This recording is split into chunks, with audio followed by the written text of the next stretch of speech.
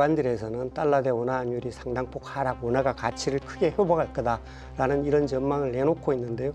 그것과는 좀 다른 예상을 하고 있습니다. 환율이 하락할 때마다 수요가 강해지고 있습니다. 1,200원, 1,300원을 받던 시절도 있었잖아요. 네. 그 정도 수준까지 내려가긴 좀 어려울까요?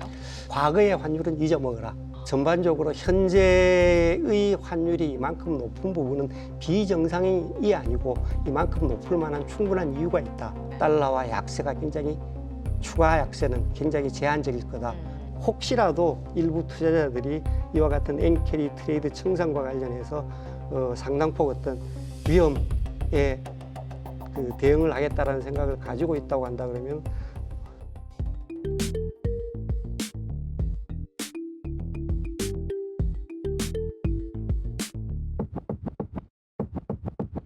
네, 여러분 안녕하세요. 장희진입니다. 세상에 돈이 되는 모든 이야기 어디에 숨어 있을까요? 자, 지금부터 머니스코프를 통해서 확대 들여다보도록 하겠습니다. 최근에 이제 중동 전쟁에 따른 충격파가 커지고 있습니다. 이에 따라서 17년 만에 처음으로 환율이 1,500원 선을 넘어서는 흐름도 나타나고 있는데요.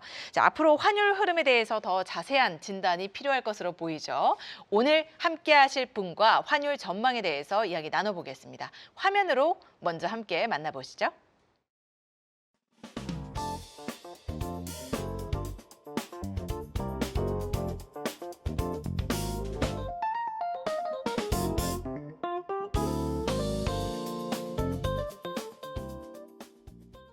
네, 안녕하세요. 지점장님 어서 오세요. 예, 안녕하십니까. 네, 오랜만에 이렇게 또 함께하게 되었습니다.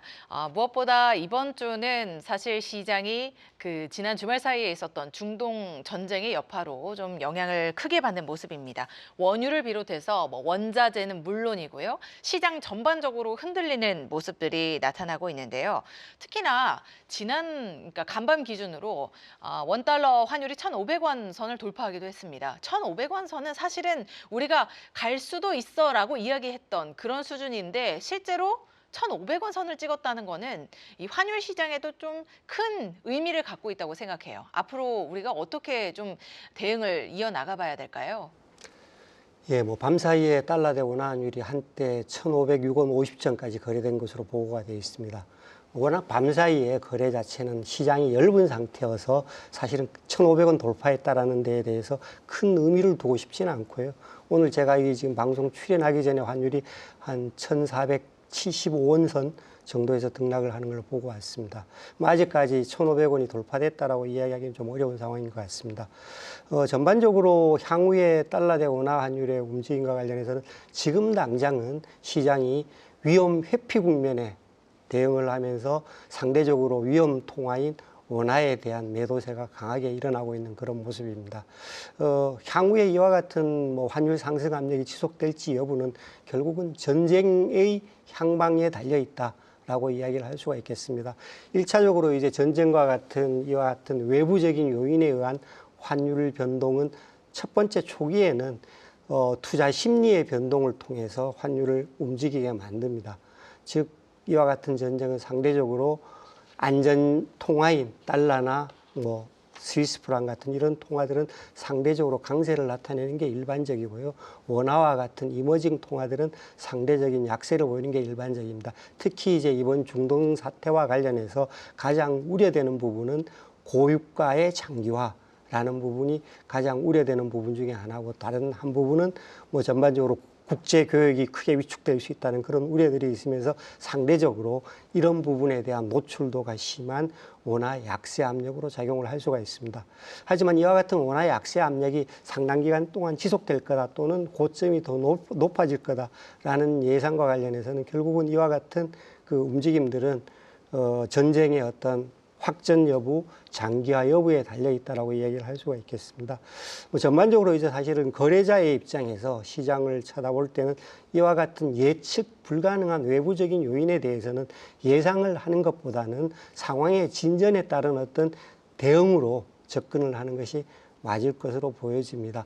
단기적인 어떤 변동성에 적응을 해서 거래를 하는 것보다는 장기적인 어떤 흐름, 또는 상황의 진전에 따른 어떤 대응의 차원에서 접근을 하는 게 맞는 것으로 보여집니다. 앞선 어떤 그 중동전 또는 뭐 최근에 있었던 코로나 팬데믹 당시의 금융시장 상황을 대비해서 보면은 결국 이와 같은 외부적인 요인에 의한 충격에 의한 시장의 움직임은 상당 부분 일시적이었고요. 그 이후에 사실은 시장의 어떤 재편 과정에서 여하이 대응을 하느냐가 결국 그 전반적으로 투자의 성패를 좌우하는 요인이었다라고 말씀을 드리고 싶습니다.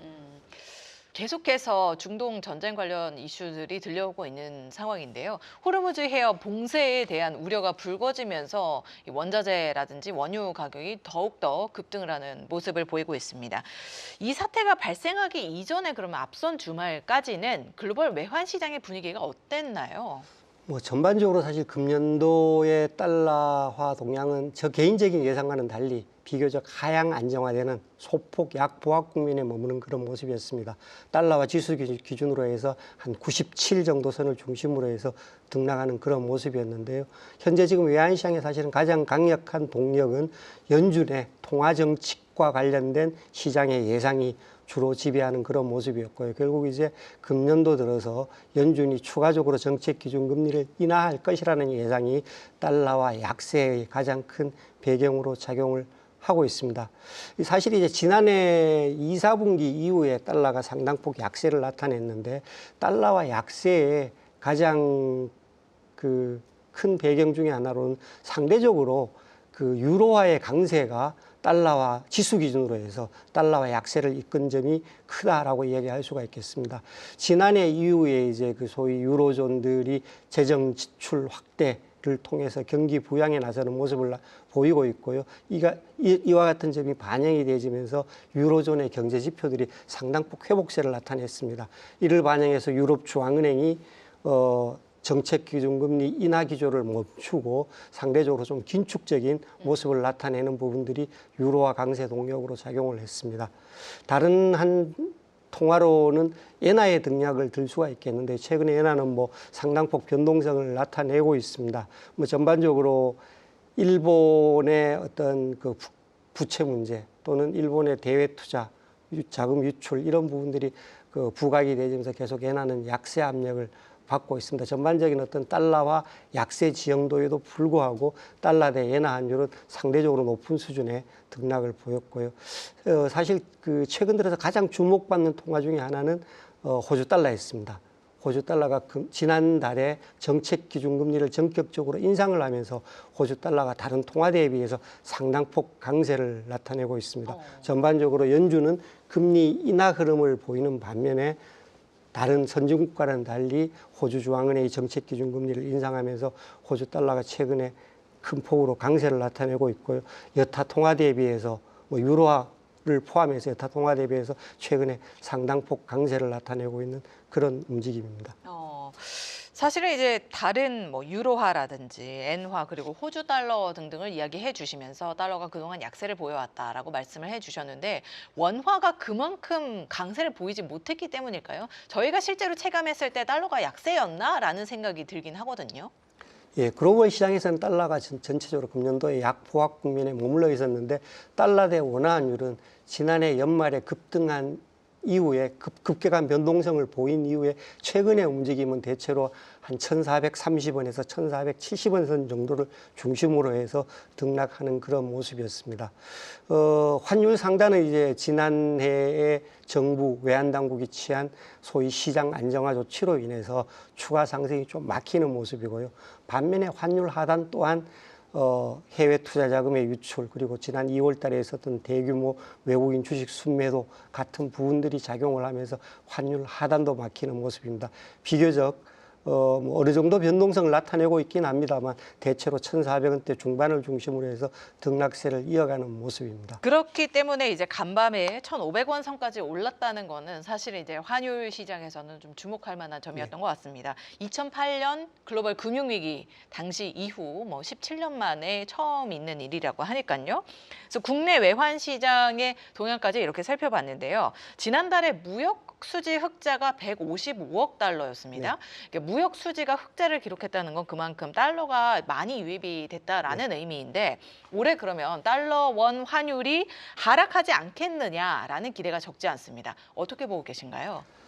예, 말씀하셨듯이 최근에 뭐 일부 전망 기관들에서는 달러 대 원화 환율이 상당폭 하락, 원화가 가치를 크게 회복할 거다라는 이런 전망을 내놓고 있는데요. 뭐 저 개인적으로는 좀 그것과는 좀 다른 예상을 하고 있습니다. 물론 환율 상단이 최근에 이제 정부 당국이 취한 시장 안정화 조치로 인해서 특히 이제 뭐 국민연금이 달러와 수요를 억제를 하고 그러고 환율이 상승했을 때 소위 이제 전략적 환해지를 통해서 환해지 일환으로 선물한 매도에 나서고 있는 그런 모습입니다. 이런 부분들이 환율 상단을 막는 요인이 되겠고요. 거기에 대해서 말씀하셨듯이 뭐 무역 수지 흑자 확대는 전반적으로 들어오는 달러가 많으니까 달러와 공급이 늘어날 거라는 기대가 있습니다. 하지만 환율이 하락할 때마다 수요가 강해지고 있습니다. 국민연금의 입장에서 보면은 현재 지금 1,400원대 중반 또는 그 이상에서는 한국은행에서 달러를 빌려서 해외 투자를 집행을 하고 또 일정 부분은 환율이 상승했을 때 선불한 달러와 매도에 나서고 있습니다만 이와 같은 움직임이 1,400원 아래에서 지속되지는 않을 것으로 보고 있습니다. 그러면 이제 향후 지금 저희가 1,400원대 사실 환율을 보고 있긴 하지만 정말 우리가 뭐 1,200원, 1,300원을 받던 시절도 있었잖아요. 네. 그 정도 수준까지 내려가긴 좀 어려울까요? 제가 이제 최근 들어서 강의를 다니거나 이런 방송에서 계속 드리는 말씀이 과거의 환율은 잊어먹어라. 전반적으로 현재의 환율이 이만큼 높은 부분은 비정상이 아니고 이만큼 높을 만한 충분한 이유가 있다. 그 배경으로는 전반적인 내국인의 해외 투자 확대가 요인이 되고 있습니다. 지난해 연간 전체적으로 보면은 무역 수지, 경상수지 기준으로 해서 약 한 1,230억 달러 정도가 흑자했습니다. 이만큼 자금이 유입됐다는 이야기죠. 그렇죠. 외환시장에 팔려질 네. 달러가 늘어났습니다. 그런데 반대쪽에서 투자자금 유출이 한 1,130억 달러 정도가 투자자금 유출이 되었습니다. 상당 부분이 나갔죠. 전체적으로 봐서는 오히려 이제 들어온 자금이 많아 보이는데 문제는 뭐냐면은 경상흑자의 자금의 상당 부분은 외환시장에 팔려지지 않는, 공급되지 않은 그런 모습을 나타냈고요. 반면에 투자자금의 유출은 거의 고스란히 외환시장의 달러와 수요로 작용을 하면서 계속 수요 압력을 높이고 있습니다. 금년도에도 말씀드렸듯이 이제 국민연금 같은 연기금들이 계속 해외 투자에 나서고 있고요. 거기에 대해서 한미 무역 합의의 일부로 대미 투자 약속 2천억 달러의 대미 투자 플러스 소위 뭐 마스가를 약정으로 1,500억 달러가 나가야 되고요. 자동차, 반도체 등도 미국을 비롯한 해외 투자를 계속 진행을 하고 있는 상황입니다. 전반적으로 이런 부분들이 투자자금 유출세가 지속되고 있고요. 그리고 지난해 같은 경우에 개인 투자자들이 약 한 600억 달러 넘게 해외 투자를 한 것으로 집행을 한 것으로 알려지고 있습니다. 뭐 전반적으로 이와 같은 흐름들이 계속 환율 하락을 막는 달러 수요 강화 요인으로 작용을 할 것으로 보고 있습니다. 이런 부분들을 반영하면은 뭐 정부 당국의 어떤 시장 안정화 조치로 인해서 급격한 환율 상승은 억제가 돼주고 거기에 대해서 무역 수지 흑자가 크게 늘어나면서 추가적으로 공급 요인들이 생기면서 환율 상단을 좀 더 단단하게 만들 수는 있겠지만 그렇다고 해서 현재 상황에서 환율을 하락세로 반전시키기에는 전반적인 투자 시장의 지형도가 그렇지 않다라고 이야기를 할 수가 있겠고요. 뭐 그런 점을 반영해서 전반적으로 저는 달러 대 원화 환율이 최근에 움직였던 뭐 1,420, 30 상단은 1,470, 80선 중심의 움직임을 이어갈 거다라고 예상을 했었습니다. 뭐 이번 그 이란 전쟁과 관련해서 변동성이 좀 높아지긴 하겠지만 1차적인 제 개인적인 생각은 환율이 1,500원대로 높여서 거래 수준을 높여서 지속되지는 않을 거다라고 아직은 예상을 하고 있습니다. 네, 그러니까 말씀해 주신 부분들을 요약해서 정리해 보자면 새로운 뉴 노멀이 생긴 거네요. 예, 이 맞습니다. 환율 시장에서도 그래서 이제 1,400원대를 우리가 이제 뉴 노멀로 인식하기 시작한 거고 그 안에서 1,400 뭐 2, 30원부터 1,470원대 안에서 이제 박스권 네, 흐름을 보일 것이다라고 말씀을 해주셨습니다. 이제 이란 사태 때문에 말씀해주신 대로 뭐 간밤에 1,500원 선까지 치솟는 그런 양상이 나타났는데요. 사실 이제 이러한 그 양상에 더불어서 미국에서 이제 금리 인하에 대한 기대감이 많이 불어든 그런 모습들이 나타났었습니다. 그런데 이 인하 확률이 50%까지 떨어진 상황인데요. 달러와 환율의 주요 변동 요인이 또 이렇게 연준의 통화 정책이 가장 크게 꼽히고 있잖아요. 그래서 이제 글로벌 달러화 흐름에 따라서 달러 원 환율도 크게 영향을 받을 수 있을 것 같은데 앞으로 연준의 이 금리 정책과 환율의 흐름 어떻게 좀 맞물려서 생각해 봐야 될까요? 예, 말씀하셨듯이 이제 달러 대 원화 환율의 주요 변동 요인 중에 하나가 글로벌 달러와 달러 지수의 변동을 크게 달러 대 원화 환율이 계속 추종을 하고 있는 그런 모습입니다. 모두의 말씀을 드렸듯이 글로벌 달러와의 움직임이 전반적으로 연준의 이제 통화 정책에 대한 기대를 바탕으로 해서 등락하는 모습을 보이고 있는데요.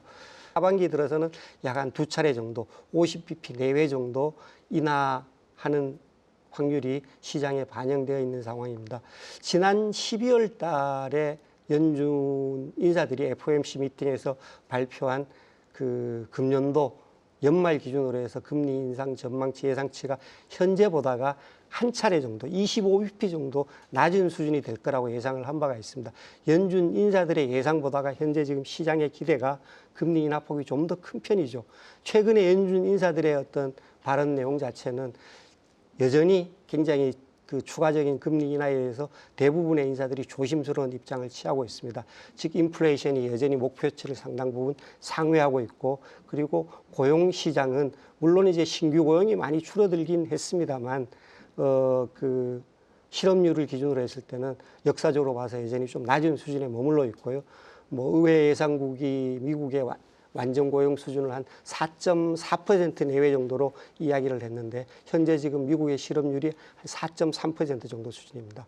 이와 같은 점을 반영하면은 연준이 고용 시장 우려를 바탕으로 해서 적극적으로 금리를 인하하기는 좀 어려울 거다라는 예상이 가능하겠고요. 뭐 연준이 금년 하반기 한 두 차례 정도 추가적인 금리를 인하를 한다고 하더라도 현재 시장의 어떤 예상치를 반영을 했을 때는 외환시장 내지는 다른 금융시장에 급격한 충격은 없을 거다라고 보고 있습니다. 예, 보통 이제 금리 인하를 저희가 외환 시장에 반영해서 생각하는 이유는 금리를 인하하다 보면 이제 금리가 낮아졌기 때문에 그만큼 대출이 늘어나고 돈이 많이 풀려서 이제 달러화도 약세를 보일 수 있다라는 그런 논리의 이 흐름들이 이어지는 건데요. 그러면 이제 당분간 달러 약세는 좀 기대하기가 어렵겠네요. 뭐 제 개인적으로는 사실은 대체로 금년도의 달러화 지수 기준으로 저점이 적어도 상반기 중으로는 본 게 아닌가라고 생각이 되죠. 이미 우리가 확인을 한 거죠? 95대 정도 달러화 지수 기준으로 해서 그 정도는 대충 저점을 본 게 아닌가, 상반기적으로는 그런 생각을 가지고 있고요.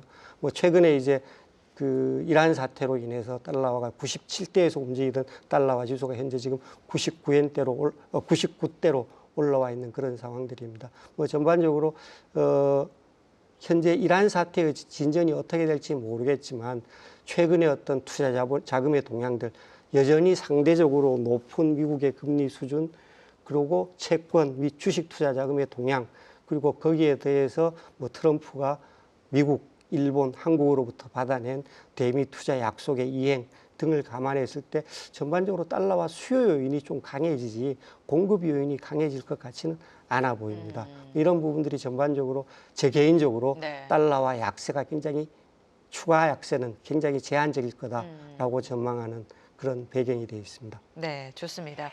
일단 상반기에는 어떤 금리에 대한 변화가 있기도 좀 어려울 것 같다라고 말씀을 해주셨고, 이에 따라서 이제 환율도 약달러보다는 아무래도 이제 지금 달러 기조를 좀 유지할 가능성이 높다라고 말씀을 해주셨습니다. 그럼 이제 5월에 연준의 파월 의장의 임기가 끝납니다.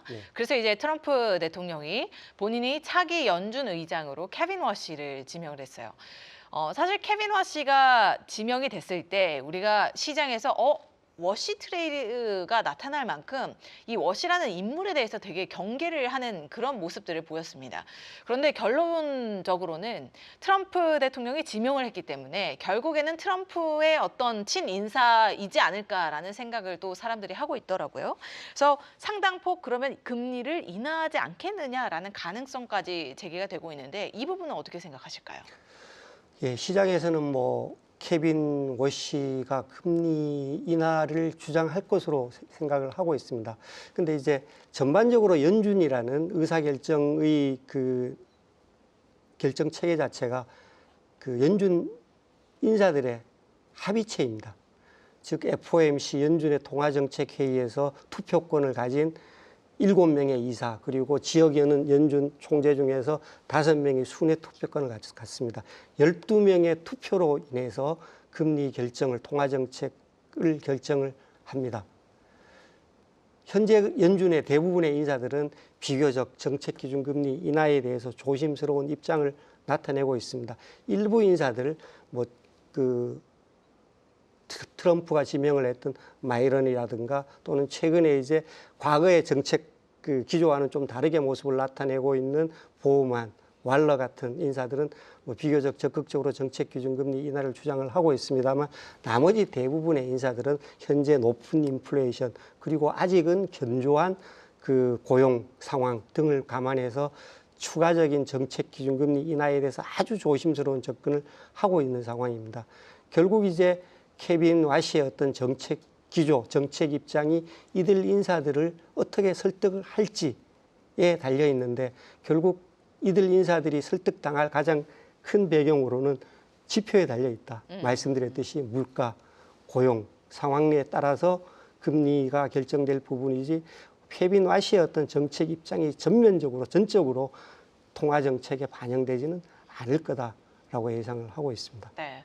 그럼 한 가지 제가 지금 궁금한 점은 이번 중동 전쟁이 만약에 장기화될 경우에는 향후 연준, 미국 경제에도 물론 이제 영향을 미칠 것이고요. 그렇기 때문에 연준의 어떤 금리 플랜에도 상당 부분 영향을 줄 수 있을 거라 생각합니다. 지점장님이 보시기에는 만약에 이 사태가 이제 장기화된다면 어떤 점들을 저희가 좀 우려해 봐야 될까요? 결국은 이제 전쟁이 인플레이션에 어떤 영향을 미칠지를 쳐다봐야 될 것 같은데요.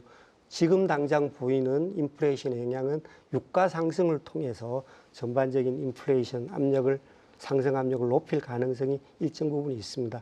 그리고 사실 전쟁이라는 부분이 파괴적이긴 합니다만 또 다른 측면에서 전쟁의 당사국이 아닌 전쟁의 어떤 피해국이 아닌 상황에서는 경기 부양의 효과도 있습니다. 물자를 무제한 쏟아붓는데 쏟아붓는 물자, 소멸되는 물자는 GDP 생산의 계산에 포함이 안 됩니다. 추가적으로 공급을 위해서 생산되는 물자들은 GDP에 포함이 되어집니다. 전반적으로 이런 부분들이 향후에 오히려 경기 위축이 아니고 경기 확장에 영향으로 작용을 할 수도 있겠고요.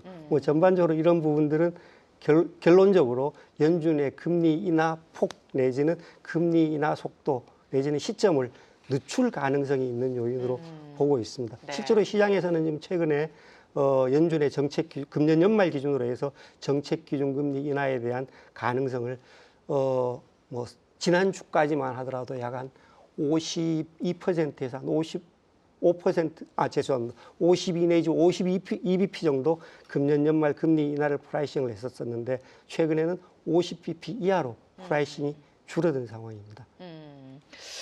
그러면 이제 연준도 올해는 조금 경계심을 갖고 시장을 지켜보면서 경제 환경들을 잘 판단해보고 향후 이제 금리 인하를 할지 말지를 결정할 것으로 보이네요. 자, 끝으로 그럼 달러엔 환율 흐름도 체크를 해보겠습니다. 사실 달러원 환율은 간밤에 1,500원 선을 돌파했지만 최근 들어서 달러엔 환율 변동이 상당히 밀접한 그런 흐름들을 보여주고 있는데요. 이러한 그 흐름을 어떻게 좀 분석을 해보면 좋을까요? 전반적으로 이제 최근에 달러 대 원화 환율 동향 그리고 달러 대 엔화 환율 동향이 상당히 동행하는 모습을 보이고 있습니다. 나중에 그림으로 보여줄 수 있을지 모르겠는데 최근 한 3년여 기간 동안에 보면은 거의 두 통화들이 움직임들이 숫자만 빼놓고 보면은 어느 통화의 움직임인지 잘 모르는 그런 상황이 되어 있는데요. 뭐 전반적으로 최근에 엔화의 동력은 일본 같은 경우에는 지난 한 30수년 거의 한 40년 가까이 지속적으로 경상수지 흑자를 시현을 하고 있습니다. 그런데도 불구하고 달러 대 엔화 환율은 70엔 초반에서 뭐 최근에 지지난해 같은 경우에는 160엔을 넘어가기도 했습니다. 굉장히 큰 진폭을 가지고 있는데요. 전반적으로 경상 흑자에도 불구하고 일본 국내 투자자들의 해외 투자 자금의 유출이 전반적으로 엔화 약세 동력으로 작용을 하고 있습니다. 일본 투자자들은 해외 금융시장의 어떤 동향 변동에 따라서 투자를 확대하기도 하고 또는 줄이기도 하면서 엔화 변동의 가장 큰 요인으로 작용을 하고 있고요. 또 다른 하나는 상시적으로 달러와 대비해서 저금리라는 부분들이 계속해서 그 자본 유출을 촉진하면서 엔화 약세 동력으로 작용을 하고 있습니다. 이와 같은 부분들이 달러 대 원화 환율 우리나라에도 상당 부분 적용되기 시작하고 있는 그런 모습들입니다. 즉 국내 외환시장의 어떤 거래자, 투자자의 입장에서는 엔화의 동향의 동력과 관련해서 상당히 좀 유의할 점이 있다라고 일단 이야기를 할 수가 있겠고요. 최근에 달러 대 엔화 환율은 뭐 150엔 후반대에서 초반 사이를 계속 빠르게 움직이는 그런 모습을 나타내고 있는데요. 두 가지 상반된 요인이 계속 그 엔화 변동 요인으로 작용을 하고 있습니다.